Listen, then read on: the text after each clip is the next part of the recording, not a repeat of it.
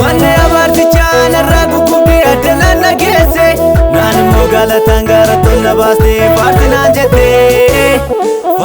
jettee galatoom Yesuus ati nagaa kooti galatoom Yesuus ati nagaa kooti galatoom Yesuus ati michuu kooti galatoom Yesuus ati michuu kooti.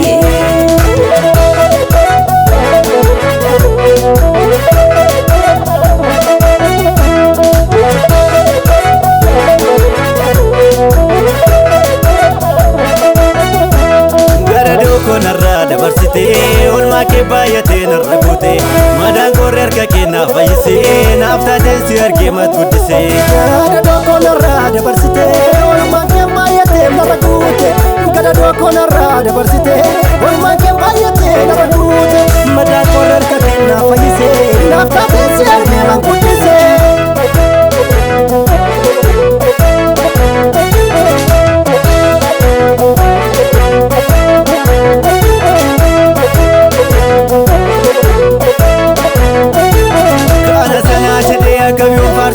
Rangalu gooftaa gatiin dadhabbiikee jaalala koof jettee gatii guddaa baastee narraa fannistee taa'amni sana rakkisee Kana sana jedhee hangam yoo faarsillee narraa galuu gooftaa gatiin dadhabbiikee jaalala koof jettee gatii guddaa baastee narraa fannistee taa'amni sana rakkisee.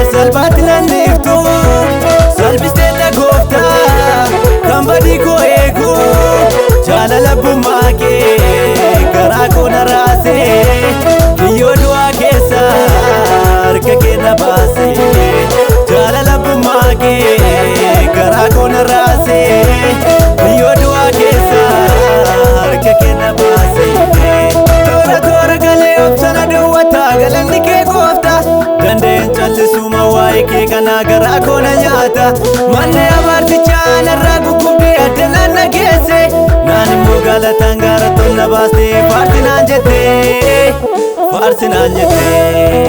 galatoom Yesuus ati nagaa kooti galatoom Yesuus ati nagaa kooti galatoom Yesuus ati michuu kooti galatoom Yesuus ati michuu kooti.